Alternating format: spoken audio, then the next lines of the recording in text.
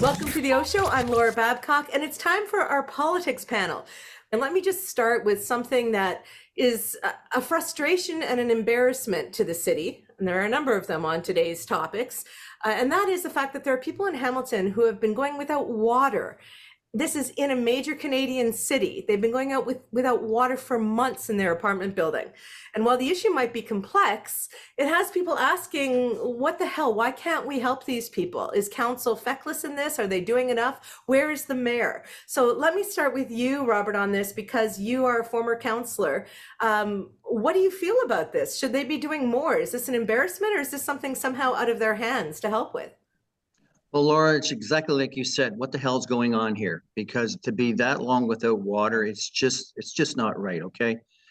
And I just kept the article here about water and how much has been spent now on water to supply. It's like $25.50 for that 20-liter jug. I mean, come on, what's going on here? Who's making the profit? Why? And it's our money. It's the taxpayers' money going into that. Yeah. But why has staff? Why has not council?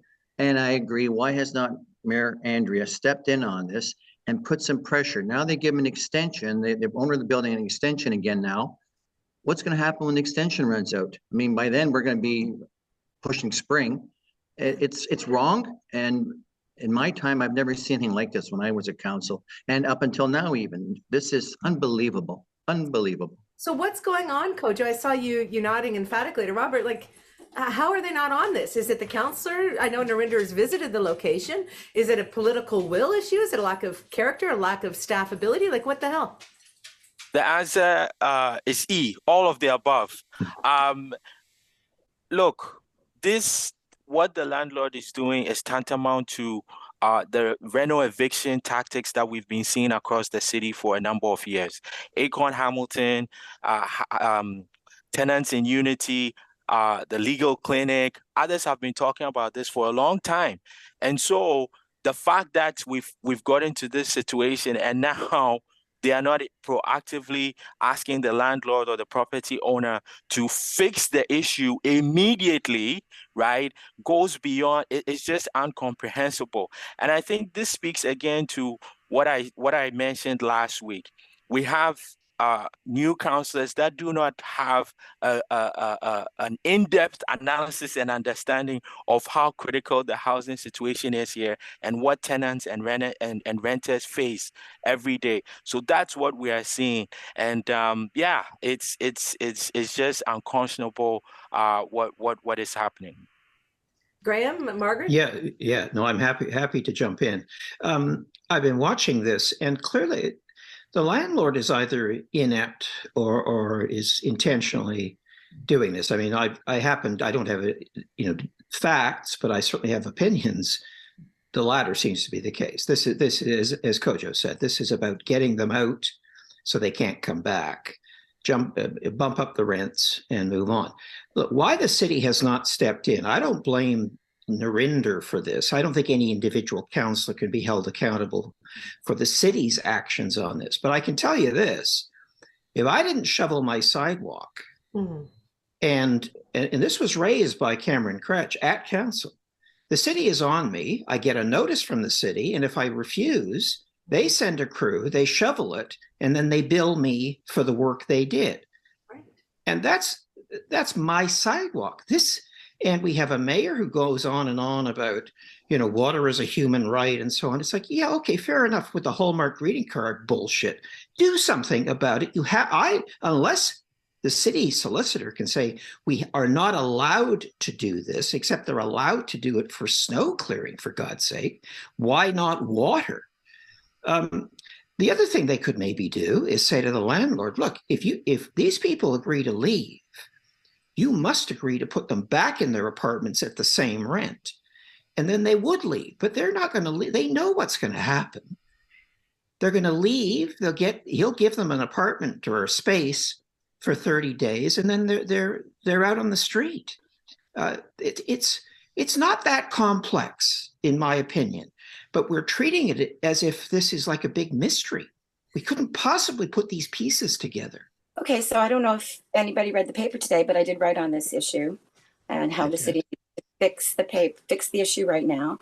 I mean, the issue is, and first of all, I want to preface this whole topic by pointing out that these tenants are just one example of people who are living with precarious water in the country. Okay, we can get all upset about how this is because it's right down there in front of Gage Park, right? But they are an example of many households across the country that are living in precarious water situations.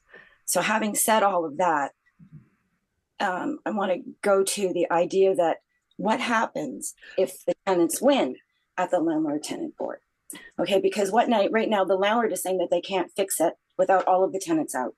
That's their rationale before the planning committee, which is where this went to first and who gave the extension in the first place. Am I right in all of that?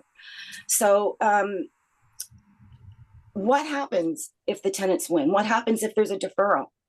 Is the building going to be left to deteriorate even further? There has to be a plan B from the landlords. Are they going to work more progressively with the tenants in order to fix that problem? That's where that the city can't do anything doesn't surprise me, because it's all caught up in red tape. There's an appeal here, there's an appeal here, but waiting to see what the landlord-tenant board says. It seems as though the system is being weaponized against the tenants, in the sense that the system won't make a decision one way or the other and isn't active, and letting it sort of play out itself in the— But Margaret, isn't that where leadership comes in? I mean, so this is what's driving me nuts about this, right? We had a panel, 2 panels actually, on the issue of the rental crisis in Ontario. Brilliant guests here on the OShow telling their lived experience, people working on this issue in Toronto and in Hamilton. And the likelihood that the tenants are going to win at some tenant board is very low, right? Maybe they will, maybe they'll prevail. But this is a huge system-wide issue, to your point, Margaret. And this is why we need the outrage. We need the leadership. We need the naming and shaming. We need to have our politicians say enough is enough. Circle back to Rob and ask what can be done. What could council do at this point? And can somebody step and say, can a councillor, can council decide to fix the problem right away and override the planning committee's decision and what's already been decided? I don't know if they can they, Rob? I don't know at this point in time. I mean, they should have a special council meeting, sit around table, have the city manager there, public works heads down there, and have the discussion. Is there some law or bylaw they're not allowed to move forward on it? I don't know all the specific details on it, but if I was there now, I would push for something to come forward through a committee meeting with the mayor there and all of the other ones involved in it to see where this can go forward. It's just not right. I mean, even here on the farm, if we run out of water because of livestock and everything for 3 or 4 hours, it's a big panic. How do we get water? And then you save water, and it's a bugger. You got to go out to the old well down here and pump water by hand to go and flush the toilet, especially when the grandkids are all here. It's a pain in the butt. Okay, I shouldn't say it that way, but it is.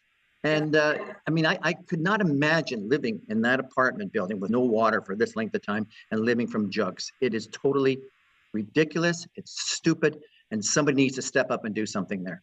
Okay, so Well, look, let me.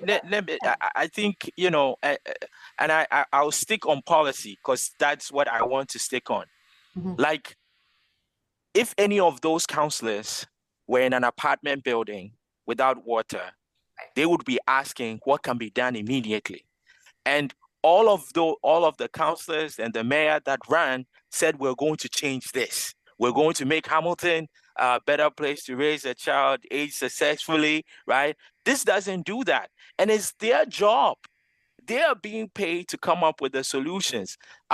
Thanks, former Councillor Pasuda, for saying, draft a special meeting and come up with a solution.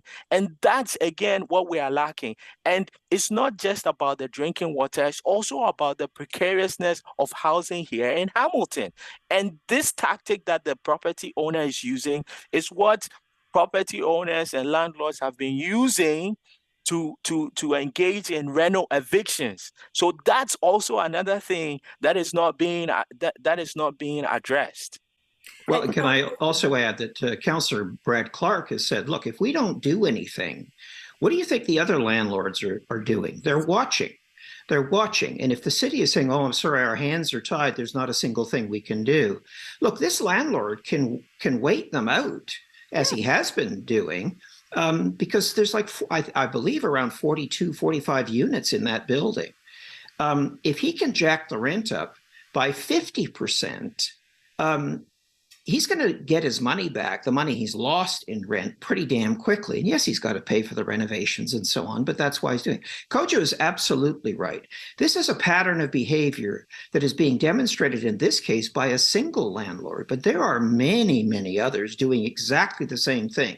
If you ran on affordable housing being a crisis in Hamilton, and you're sitting on your hands and just saying water is a human right, for 3 months, we have a problem here. And of course, these tenants are the ones who are suffering.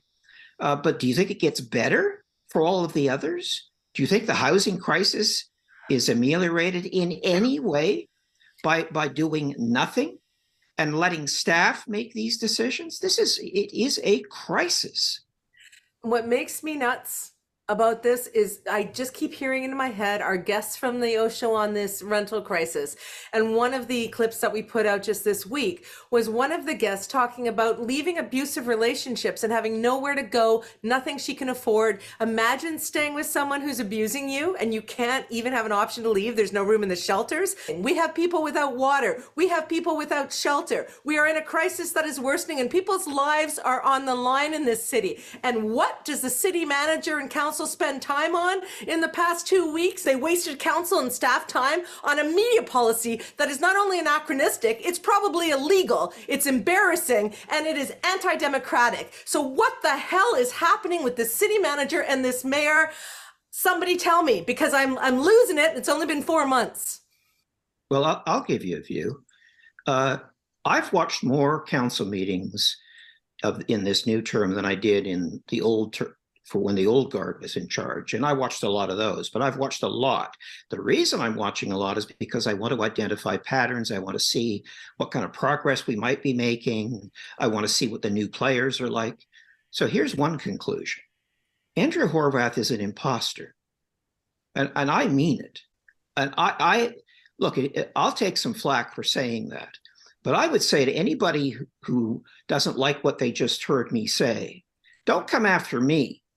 Give me some evidence. Prove me wrong by what Andrea has said or done or voted on over the last 90 days, because I've watched it all, and I'm telling you, she is a fake. I'm sorry, but I was prepared. And yes, I've been expressing concerns about Andrea throughout the campaign, but I'm okay to be wrong, especially if a leader emerges. A leader has not emerged. And for those who've been silent about promoting the great strengths of Andrea, why have you been so damn silent? Give me some evidence. I've watched stuff. I've watched her, what she said, which is very little. Laura, you mentioned the media policy. This is not science. We did not have to send this to an expert, but that's what the mayor decided to do.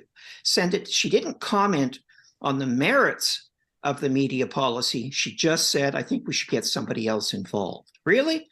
Why is it that difficult to assess the media policy as written and presented by Matthew Grant and the city manager? Now we have to have a third-party expert? Why? But she's done that. She also convinced council, the majority of council, to change their votes and to cave to this stupid letter, this housing pledge, caving to Doug Ford.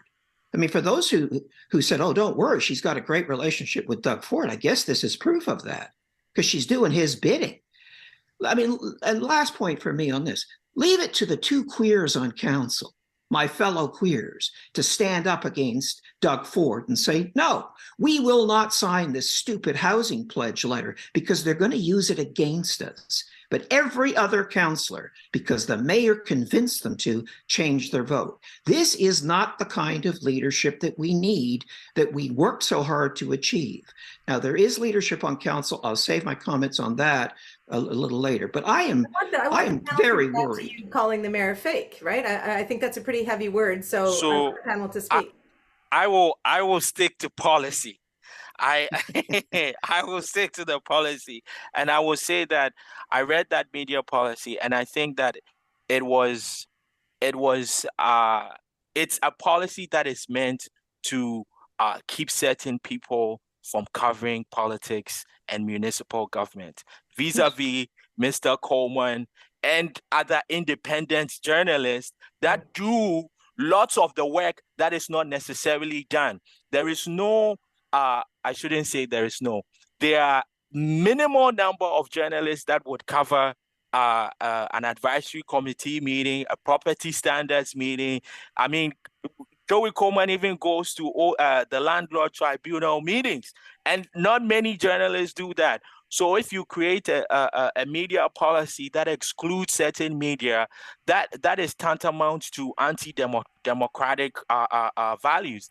And one thing I'll say is, look, in Hamilton, everybody knows Mr. Coleman and others on social media influence certain things that go on in municipal politics. When we look at the Red Hill inquiry, which has begun, by the way, there were comments in that report alluding to what certain people on social media would say.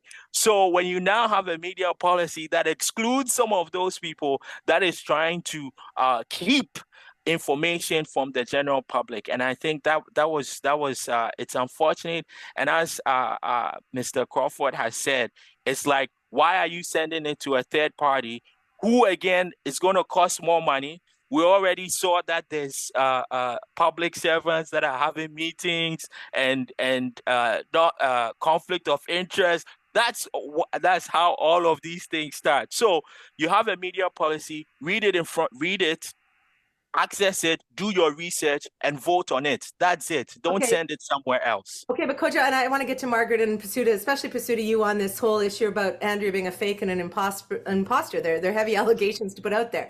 But let me just say on the media policy, because this is I was a former journalist back in the day, and Council did not ask for this policy. They are the governance body. They didn't ask for this thing. This thing is something that was cooked up by, from what I understand, and if I'm wrong, I'm sure I'll get an angry email from the comms guy, city manager's office, coming to council to, you're right, to make it difficult for Joey to do his work, which we can all admit, including I think other journalists who are sitting around the council horseshoe. He does the yeoman's work. He's the one who slogs out to all these meetings. He has been invaluable to this show and to so much of what we do. And when I pointed out myself about the Red Hill, I was very loud on social media about getting that Red Hill inquiry started. Many people on social media in this city use it as our public square. It is not less than any other way of communicating in this town. It has been a powerful way for us to organize against the old guard and maybe against some of the stuff that we're seeing with this council. But this media policy is crap. Okay, I need to interject. So let me ask you this. So Kojo and Laura just described their view and assessment of the media policy as written. Do you know who hasn't said what you people said? Mayor Andrea Horwath. She hasn't said a single word like what you just said. So how is it possible that you two are suddenly experts? And I'm not an expert. They can ask me for free.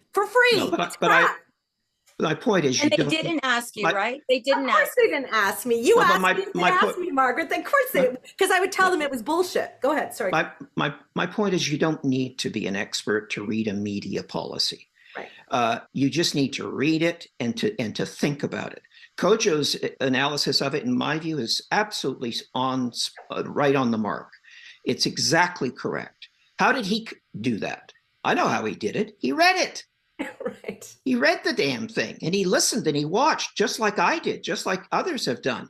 We all seem to have reached the same conclusion, but the mayor didn't.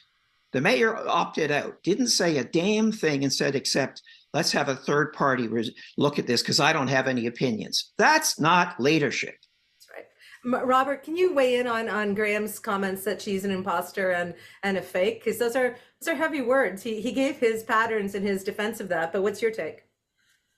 Well, Laura, they are strong words, and I think he's he's working on getting us to give our opinions down here. I have seen, in my opinion, the last while, I have not seen the leadership I expected to see from Andrea Horwath.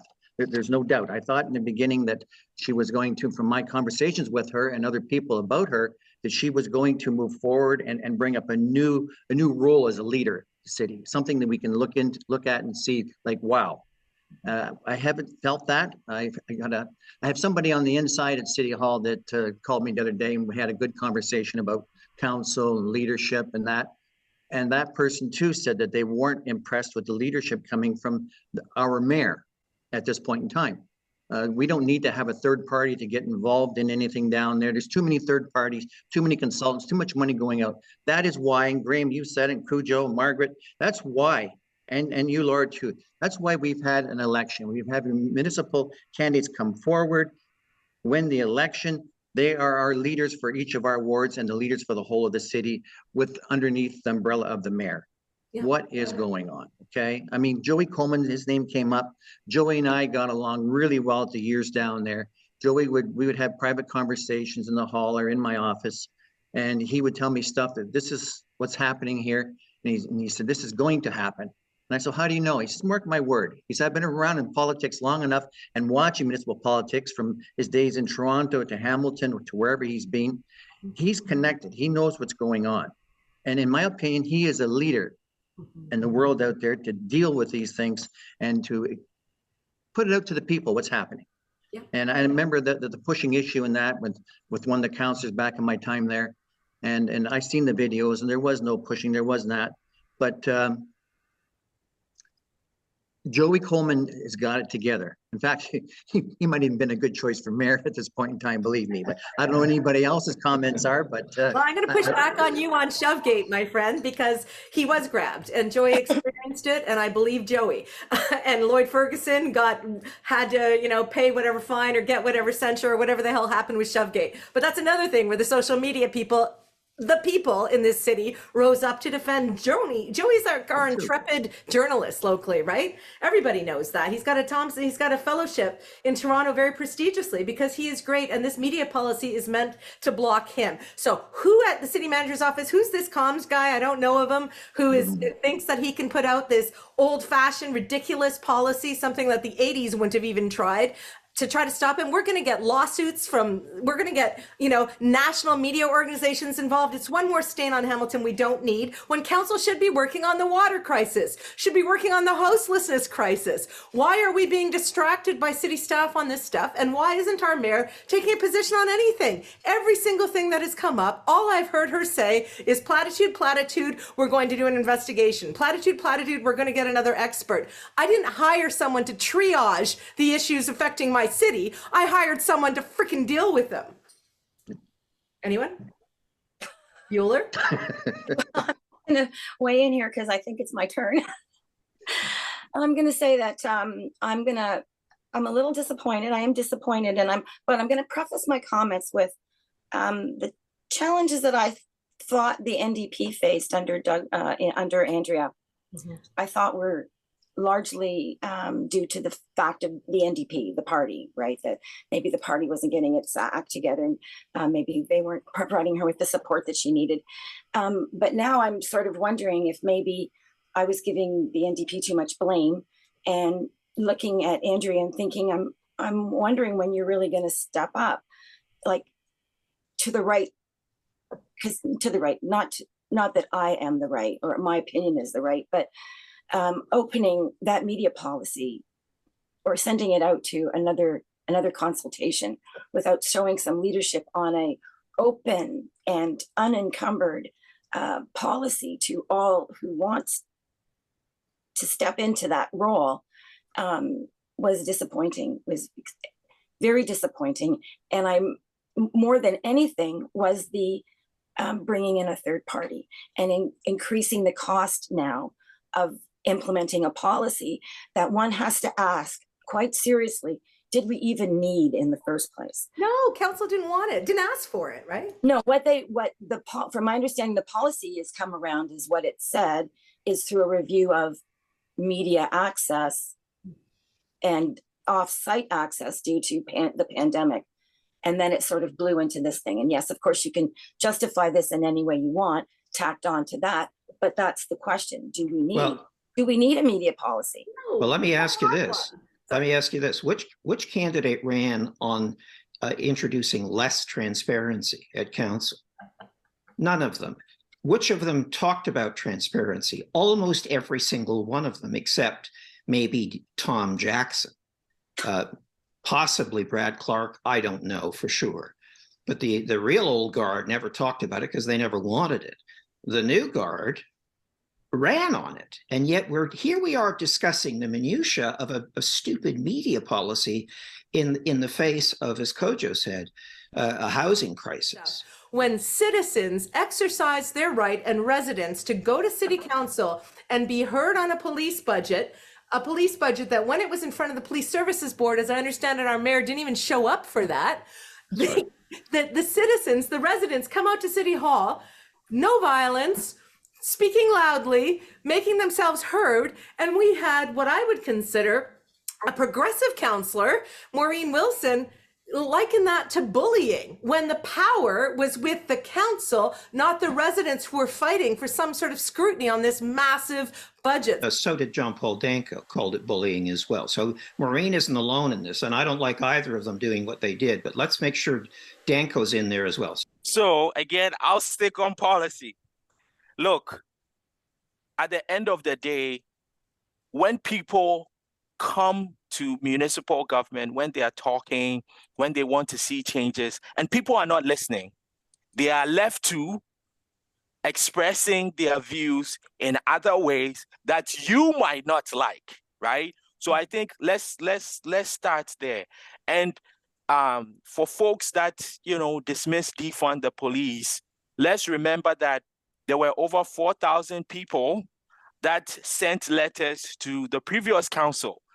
And I have seen other councillors say they have received 1,200 signatures, and so they would err on that side, right? So if you have majority of public delegations asking you to look into the 12 million that the police is asking for, and you are refusing, not because they have actual responses, but you think you need to support the HPS, that's fine. But then if you're not listening and now people show up at a public delegation, right? A public delegation meeting, this is the budget day, and they are voicing their opinion, you can't be mad at that, because you are the same body or people that choose not to listen to what people are saying on a particular issue. Well, I'm sorry to be hogging this, but I mean, as somebody who's done his fair of illegal protesting over my many years, this is in my view, this needs to be a debate about protest.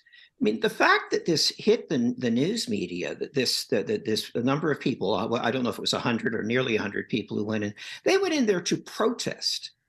You only protest stuff, as Kojo says, when people aren't listening. And that has nothing to do with policy. It has to do with people. It has to do with the people who are doing the protests and feel motivated to protest. And it has to do with the people who caused or triggered the protests due to their lack of listening, which our council was doing. And they ended up supporting the police budget anyway.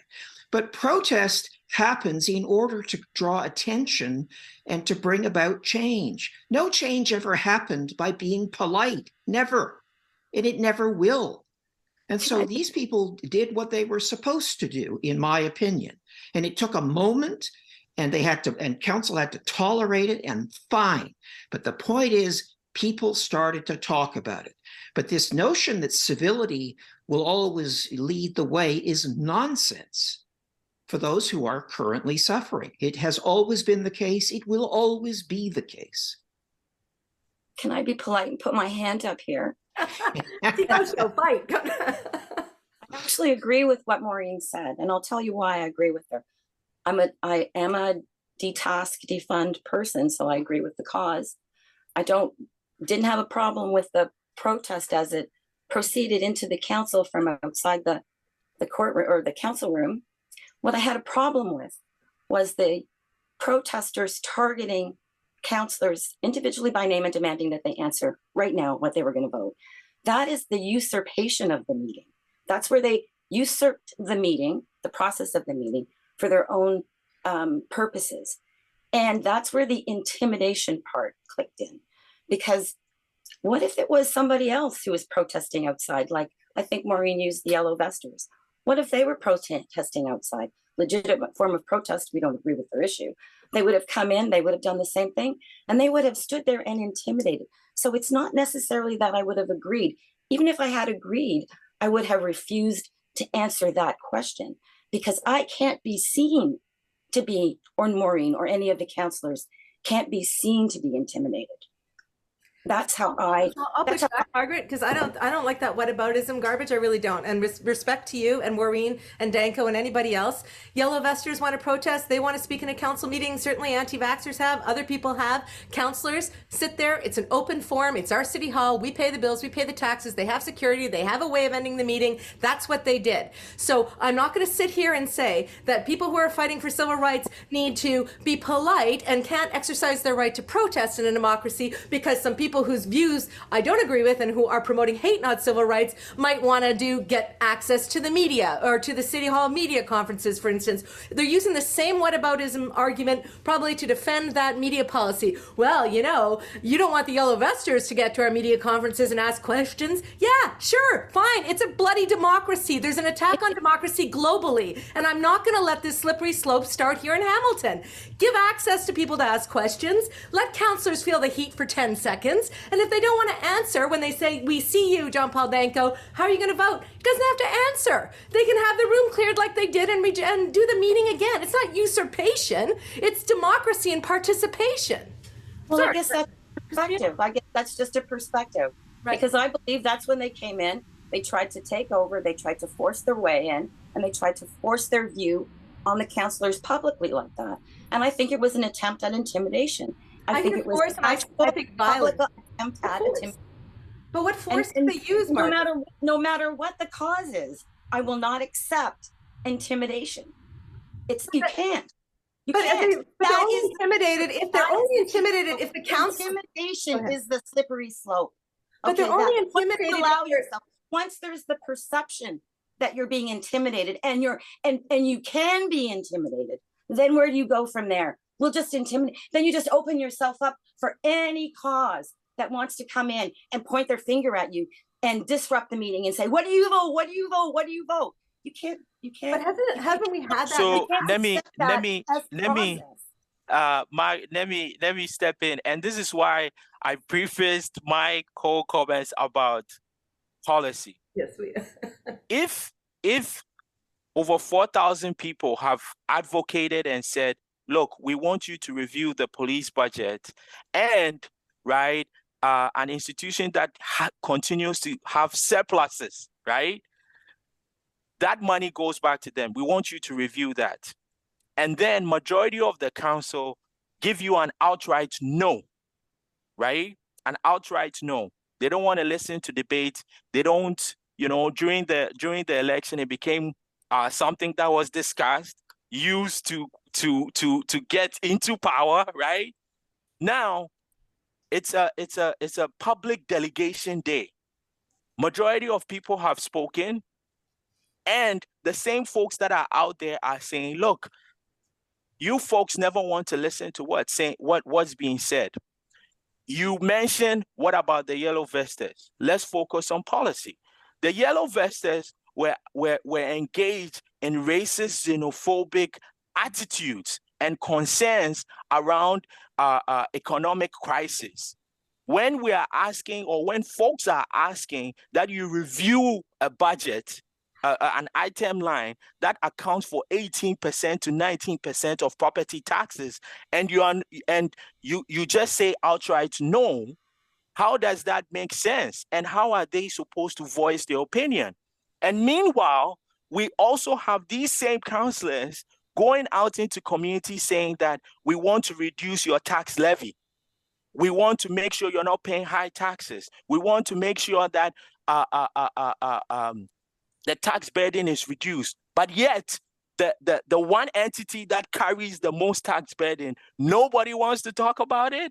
And then in our previous comments, 50,000 from tax stabilization, send it to a third-party review. Oh, there's money for all of that. But then when we want to review the police budget, everybody's like, that's non-negotiable. Well, that's sacrosanct. Yeah, needless to say, I take Kojo's point, and I've seen it, and it upsets me deeply that the police always get a free pass year after year. Not every councillor ignored the voice of the community. In fact, we'll see, because they don't vote on the police budget, I think, for another week or two. Maybe it's this week, I'm not sure, but they haven't voted on it yet in terms of approval. There is going to be, based on my read of it, 4 or 5 councillors. We'll wait and see. I don't know for sure, but I've watched, like I said, I've been watching these debates, who are going to say no. I don't know that that's ever happened. Robert Pursuta might want to comment on this, because he was a councillor for a couple of terms. I don't think any councillors voted against the police budget in the past. So, let's just give credit where credit is due to those who have grilled the chief, asked difficult questions. He didn't like them. I saw that. And they're likely to vote no. They won't win, but at least they spoke up. Robert, do you happen to know if some councillors voted against the police budget in the past? Graham, I was there for 3 terms, 12 years, and I'm trying to recall, and I think maybe Terry Whitehead, Councillor Whitehead, at one point in time didn't support the police budget, and it was controversial behind the doors, okay, at City Hall. Other than that, typically when it got approved at the Police Services Board, when it came to council for approval for the budget, it got stamped and it went forward. So, and I believe it's going to happen this time. I do agree there'd probably be more councillors, 3, 4, maybe 5 that won't support it, but probably at the end of the day, it will get put through for that $12.7 million. Yeah, and by the way, thanks, Robert, for that. And by the way, the mayor will not be one of them voting against it. She's been silent on this. She didn't show up at the Police Services Board meeting where it was approved, and she said nothing at council, asking difficult questions. So again, I'm going to go, but I'm going to say it out loud. One, maybe if it's only for my own benefit. Imposter. Well, certainly not a leader. Let me just add one more thing, and thank you, former Councillor Pursuta. I think, and even when former Councillor Terry Whitehead voted on it, you know the reason why?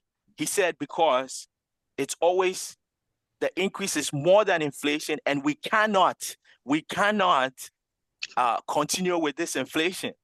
And to add to that, in 2013, Councillor Brad Clark, Ferguson, Partridge, they also talked about freezing the police budget. So let's not act like these discussions or these conversations haven't happened. The only reason people are angry now is because Black and racialized and queer folk are the folks that are asking for it. When councillors ask for it, they are being financially responsible. But when Black and Indigenous and queer folks ask for it, we are being unreasonable.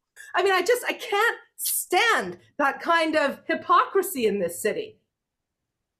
So may I, in the context of all of this passion, let me say, if it's okay, Laura, actually, I will seek permission on this. Not all is lost, in my opinion, given what I've been watching. Is it fair to maybe just mention a couple of the good things that I'm seeing that are different because of this new council? Or do you want to stick with... By all means. I mean, there are good things happening. I just don't want us sliding down this track that we seem to be sliding on. I'm deeply concerned, but please go ahead. Oh, and I am deeply concerned as well, because there are both councillors and the mayor, in my opinion, who are not going to be all that helpful in leading the charge towards a better Hamilton. But I will say this, one good thing that has happened, and those who are focused on, what are they going to lower my taxes, will not find anything that I say in the next minute of value. And that's fine. If that's your focus, what am I going to do? But I will say this, the Board of Health is finally going to change. The Board of Health will now have experts and people with lived experience and members of the community. When I say it is going to, they haven't voted on it yet, but it's absolutely, they've done a GIC vote on this. So I think it is, and they've been investigating. There was a lawyer, I watched the lawyer's presentation who came in, they brought an expert in, and it was, and what she presented was the thing that people like Tom Jackson won't let go of. The Board of Health is council. What we call the Board of Health is actually a subcommittee, a standing committee of council. Once you agree on that fact, which the lawyer said is absolutely correct, 100%, there's no variation. Now what you can do is you can have a different composition of that, which is what's about to happen. That did not happen because our councillors figured this out and said, let's do that. That's because of community activists who have been pounding this for years, literally years, but it's happening and council is voting on it. There is opposition though, and John Paul Danko is leading that charge. So let's just be clear, but I think we'll get past that. I think he will see the light because he's going to see the light, I think, based on what the lawyer said. So there's that. There is also a major announcement, which was put forward by Ward 3 Councillor Narinder Nan, and that was City Housing Hamilton coming up with less than $6 million to bring, Koji, if you have the number, because you might, something, I think it's 400 and some odd units that are currently empty because they're in need of repair. Council can find that $6 million. They've already found it. It's not difficult. The question one has to ask yourself, though, is, well, if that's the case, why didn't we do this 4 years ago or 8 years ago? Well, we didn't. But the point is we're doing it now. That, by the way, City Housing Hamilton built 50 units last year. This will bring 470 units back on stream quickly, just through repairs for $6 million. That is a breakthrough idea, in my opinion. And for all those concerned about their tax levy, you should be celebrating this because this is a cheap fix. It doesn't solve the problem, but this is a lot better than saying no to hats and saying we're going to build 50 units next year too. We'll never catch up. It'll take us a decade. So there's that. I also, there is a new encampment protocol, which is emerging. That's a good thing. And there was terrible debate, in my opinion. Staff put forward a proposal to basically increase enforcement. Council pushed back and said, no, that's not what we want. That's not what our community told us. It's not what we know. So staff were pushed back on that. That's a good thing.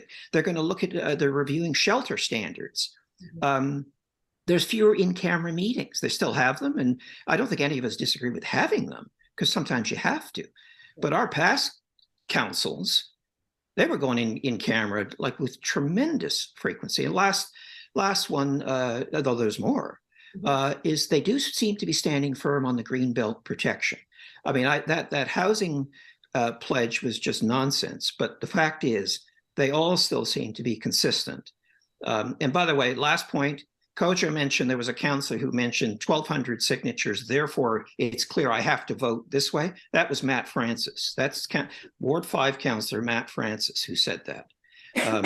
So if you're going to play the numbers game on surveys or letters, fine, let's be consistent because we got 3 or 4 times as many on the police budget. So So Graham, I appreciate you bringing out some of the things this council is doing. And I would add to that the 8-hour workday, or the 8-hour meeting window. They can work longer. Exactly. Yes. I think that meeting window is the right thing to do. It allows them to be able to manage their other pressures in their life and have some, I think, more professional standards, actually. Most companies set kind of timelines and expectations and run better meetings than our council has in the past. They've done a number of good things, and I'm glad you brought them up. But you know what? The OShow is not the PR vessel for council. These councillors, and I've told them this personally, they come to me after shows like this and complain. And I say to them, pick up the phone and call the spec and tell them all the great stuff you're doing. Put it on Twitter. It's not my job to make sure that I'm doing your victory lap for you every month. What I'm trying to do here is to let the public know we have a media policy that's coming in that would limit access to our city council, a council that is mired in expensive controversies, both current and the past. We're paying millions of dollars in consultant fees and experts we don't need to. We haven't addressed our housing crisis, although there is a roadmap apparently to homelessness coming in front of council. Can't wait to see what that is. I'm not here, the OShow is not here to tout how progressive these new progressive councillors are being. Great, fine, let them tout it and let's all celebrate it. What I'm here to do is to say, what are they doing that we need to call out as engaged residents and citizens in this city? What are the trappings of power sometimes, right, that come up, and they come in with the best of intentions. We've seen this for years, and then suddenly they're making excuses about why they can't be transparent, and they're being opaque on why they're not going forward with things that seem like obvious progressive policies, or they're even considering a media policy that would shut down one of our best local journalists. So I want us to make sure that here on the OShow, we hold them to account. So thank you for doing an accounting of what they have done well, Graham, and more councillors. I tell them this every month. put it on your Twitter. I will retweet it for you. But I don't want to get them off the hook for some of the stuff that they're doing, which looks a little more old guardy than we'd like. So let me just go to you, Robert. You were there during the old guard years. You went back to farming because you're a wise man. As you're looking at this council, you had some concerns about some maybe agendas of the new councillors or working too hard. I just want, I'm just going to go around the horn for all of you as we wrap up here. What is your assessment of where they are now, going through the budgets, through these different sort of civil rights issues in my mind that we've been discussing? Well, Laura, I think looking back, and I did say, I still think we have a good council in place, but we have some of them don't understand what their role is, okay? And particularly when they're doing the budget stuff, and I'm watching some of this budget, and I'm thinking, boy, we're gonna be paying big dollars coming up because they're spending money with really not understanding some of the issues that are being brought forward by Mike Zagaric. Because I've watched and they ask questions, and what about this, and what about that?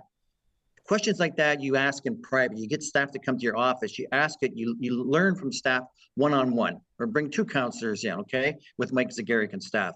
Instead of being out there and asking these questions, because you should be sharp enough at this point. I mean, you're still green, but you should be sharp enough to understand what you need to do to come forward and be in the public eye and ask the proper questions on budgeting. We're looking at 6.2, 6.5, who knows, coming up. That's the highest increase that I've ever seen, even in my time down there. We're always 1.2. I know you can't operate on that, but we have gone through a lot with the COVID. You can't get anybody to work. Business still can't get anybody to work. Nobody wants to work, Laura. And I don't know what it is. You can go to any shop, any business. They're all looking for employees. Something needs to be done. One of the things that got me, and I'll go back to what Graham was talking about, if I may, about the Board of Health. And I sat on the Board of Health, all this council does. And time again, we'd have staff, we'd have experts come in and talk. And you'd be like, what's this all about? What are we doing? What's my role here? Just to say, okay, just check it off. We need some experts to come in that understand that. It'd be like people coming to a farm council, maybe not all, but a majority of council coming to a farm meeting and somebody talking to them and talking about this and that. They wouldn't have a clue, okay? But they're going to end up at voting in the end and making a decision. That is a problem. And I think we have to reach out, and Councillor Jackson's been there for a long time, but Councillor Jackson needs to know we need to have these people come in and experts to talk about it, to explain things, educate the councillors, even educate staff. It can be done down there. It's, I think at this point in time, we're still in a bit of a turmoil around the council table. It's still a learning process after this year's budget. And I've heard some of them say, I'll be better in the know for next time when we come to budgeting next year. So it's, once again, some of them have had no experience as far as running a business and budgeting and that. And you're thrown into these millions, hundreds of millions of dollars you got to deal with. It works on their mind. It's just too much to absorb. Yeah, it's a learning curve. Margaret, can I go to you? What is your what is your assessment overall, the bigger picture on things, or whatever you want to end in your comments? Well, I'm still waiting for something to happen. I'm still waiting for some big decision to be made that will say, yeah, we really changed. We really changed. Until I get that, I'm still seeing the same old. You know, as we said, the deferral to the media to a third party on the media policy was bad news. You know, the way they are going on the police budget, I mean, that is bad news too, you know, and that's not change. And to everybody's point, you know, and I've always said that too, you know, people don't protest unless they're angry, you know, and if you're not going to listen to them, listen to them. So I still would like to see more. I would say that maybe this is a plus that I thought maybe, and I'm not necessarily looking for that, but it was nice to see that Andrea's having a wrap up on the GIC. She does a Twitter post or an online summary thing. There's been 2 of them so far, and it's not enough yet. That I'd like to see more of that. I'd like to see more of her speaking to the people, the whole people, not just the people that are at events that she goes to. You know, I'd like to see more of a social media presence where she does use video more to reach people and to try to get her message across. I just want something done about the encampments, the homeless. I want some innovation. I want some creativity, you know, and it's not happening when we say no to the Hats Project. That is not the direction that we want to go into. So that's what I want to see. I want to see some risk taking. I won't, not that they care about what I think, but I think that there's a lot of sympathy for a tried and failed rather than a never tried and still failing. You know, Margaret, they should listen to what you have to say, because not only are you erudite and committed to this community, but you also are a columnist for the major dailies. So if they're not listening to you, who the heck are they listening to? We know they like to block social media, although we know they listen to us as well. Kojo, again, you don't have to give the caveat that you'll talk policy, not politics, for a fourth time. What is your take on where things are? Yeah, so first off, thank you, former Councillor Pasuda, about the Board of Health. For those that don't know, a couple of councillors, I won't mention names, used to call the Board of Health Board of Health, BORED. So that is why when we are talking about restructuring the board, this is exactly why we doctors and community organizations are talking about it. And so, I've made my perspective clear. Hopefully, Councillor John Paul Danko changes his mind and understands that this is exactly why Councillor Crutch's motion is the best way for it. But I'll say this: in Hamilton, I think that our elected officials engage in petty politics over innovative politics. And innovation was the word that Margaret used. And that's what we are suffering from. Everybody is engaged in pettiness as opposed to getting together and coming out with solutions. And former Councillor Pasuda has mentioned, these are the things we're dealing with. Well, let's see, what are the solutions? We never see that from them. And another comment I'll make too is that I think one of the things that I'm seeing when I watch council is you're also seeing that even though you have, again, quote unquote, progressive councillors, I use that term nebulously, it's giving certain councillors a free pass to not say anything on critical issues. Example, the pledge that was talked about. There are some councillors that we know are associated with the current government. And so that signing onto that pledge gave them a free pass to not comment on the impacts of Bill 2023 on our urban boundary, on the green belt. So I think that's another thing that I'm watching, is that because you have a quote unquote a progressive group, certain councillors don't get to say anything, particularly those that are related to the current government, and they keep quiet when the discussions are happening, and that allows them to not be seen and not be heard, right? Another thing too is, I think now that you have former Councillor Terry Whitehead gone, Councillor Merula, Councillor Farr, and some others, some councillors are now wanting to take that position of, I am the progressive kind of leader, and trying to figure out how to get a voting block going. So I've been seeing some of that when certain voting decisions are taking place. And I look forward to seeing more as the budget deliberations go on and as we get to see more issues come up at council. So those are some of the things that I have been witnessing and seeing. And I'll be able to speak a lot more freely since today is my last day at the Hamilton Center for Civic Inclusion. I wasn't going to say it, but I wasn't going to let you come back on a politics panel only talking policy. I'd book you for another show on policy. So thank you for that, Kojo. Graham? I'm concerned that I'm seeing a lack of preparation on the part of councillors. Some are doing an excellent job of it, others are not. And they're waiting for the moment at GIC or council to sort of come up to speed, ask questions, and so on. By the way, there's a high volume of material. I get that, but that's the job. Sorry, but you also have some staff, and if you need staff to read it for you and give you talking points, I guess that's okay too, if that's the only way you can do it. So lack of preparation. I agree what a number of panelists have said, and a lack of innovation. We need breakthrough ideas, breakthrough thinking. I'm not seeing that. I'm seeing very small gestures In some cases, I'm not hearing any innovative thinking either. Some councillors are largely silent. They seem a bit lost, to be honest. They seem overwhelmed. There's also, I've seen some emerging pettiness, interpersonal pettiness. And God knows we were familiar with that from previous councils. This one is harder to spot, but it's there. The pattern is there. And I would just incur, without naming names, although I certainly could. You can just go to my Twitter feed. There was exchanges between councillors on my Twitter feed this week, right? I can't remember ever seeing that in my entire time in Hamilton. The guilty parties and the guilty party in particular needs to get over yourself. Let's build this together. The mayor isn't strong enough to make that happen, so this is going to happen between councillors. Andrea Horwath is not going to reinvent herself after 26 years in politics. I'm sorry, it's not going to happen. Who we see is who we've got. So it is now up to council to show leadership, because it's not forthcoming from the mayor.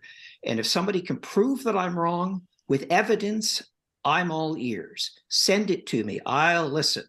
But lay off the personal attacks, I'll take the personal attacks as long as it's accompanied with a lot of evidence as to how I've completely misread, miswatched, and misnotate, whatever the word is. Because I've done all of that, and it's disappointing. So I'm ending on a bad note, but I mean, like, come on. We need you know what, though? I want to thank all of you, because all of us obviously are engaged and really, really, really want to see change for the people that we talked about off the top of the show, who are vulnerable, who need our government to function well and to urgently act on their behalf. Also, because our city has tremendous opportunity, to use the mayor's favorite word from the election campaign, that can be seized on, right? But it's not going to happen if we're just reduced to pettiness, to interpersonal stuff, to fighting against protesters, to complaining about this, that, and the other thing, and wasting time on stupid things like media policies nobody asked for. We need them to be innovative and to start making those gains that we're looking for. We need to see those gains. I don't care what they call themselves, progressive or not, let's see those gains. And if the councillors are doing good work that we don't see, they have lots and lots of platforms to put out their messaging. They can 100% do that. Here on this program, I want to make sure we hold them accountable so we get the best work from them, that we pay them for, so that we can help them get to those gains that we're all looking for. Thank you to all of you. You've given your time and your passion. And next time, I can't wait to hear Kojo's politics on all of this as we go forward. And after we have the budget underneath, we can now talk real about the budget at the next OShow Politics Panel next month. Thanks so much, everybody. Be safe, and make sure you check out our by-election special on Hamilton Centre. It's coming up on March 16th, the vote. Get out there, vote if you're eligible, and please see what our candidates had to say here on the OShow. Thanks so much, guys. Thanks. Bye.